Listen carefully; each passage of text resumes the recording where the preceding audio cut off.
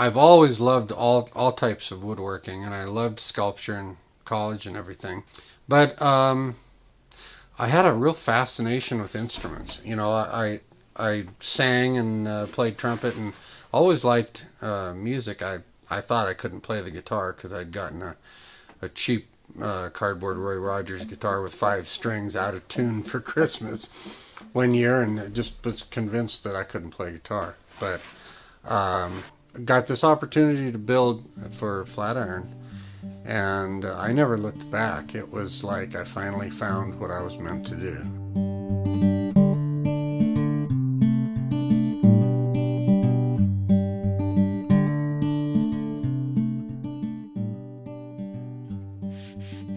Well, when I was with Flatiron and Gibson, my emphasis was on learning my craft. It was a real challenge, and I loved every second of it. But I realized pretty early on at Gibson that, the kind of custom building that I wanted to do, I was going to have to go somewhere else.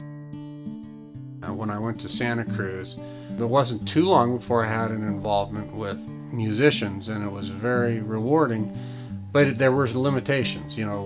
We built what Santa Cruz built. I couldn't design an instrument that was going to be unprofitable to build. Finally, when I left, I had the opportunity to really start interacting. It wasn't long after I started on my own. I started working with Kevin Casting again, and we ended up building this 14-string contra guitar. It was essentially an invention. It didn't exist before. I try to bring some of that same interaction with the client, with the musician, into every guitar I build. Sometimes it's a matter of talking to them over the phone and talking about, what kind of music do you play? What are your musical needs? What are your favorite guitars? But if that's not possible, they can talk about a certain decade of Martin, 30s or 40s or a 60s Martin. If they happen to love a 70s Martin, then that means something to me.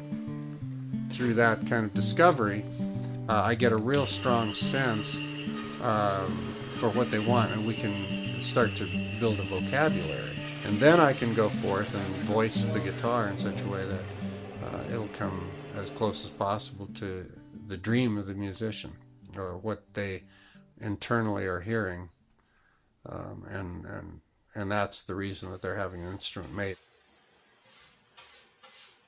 I would never say that somebody should not buy a factory guitar, but you'll never walk into a factory and buy a 14-string contra guitar, for one thing. I have the ability to create an instrument that provides you as a musician with a palette you never had available to you. And by being able to sit down and discuss your needs, and for me to be able to understand them and create an instrument that will give you that, is something that no factory will ever be able to provide. I come in and work, and some days I go home just giddy because I loved what I was doing.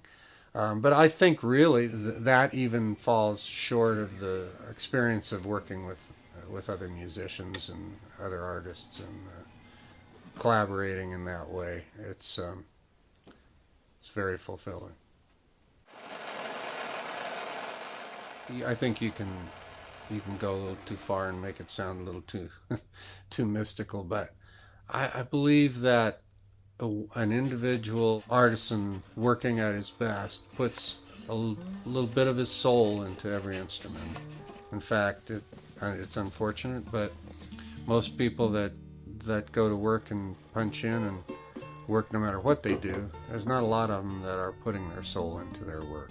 I think that's something that people are finding, is their soul has a need for something, real, something interacting, some interaction with another human being on a deep level, and that I think is one of the things that happens with an individual builder and a musician, and that relationship that develops between them is a really special thing.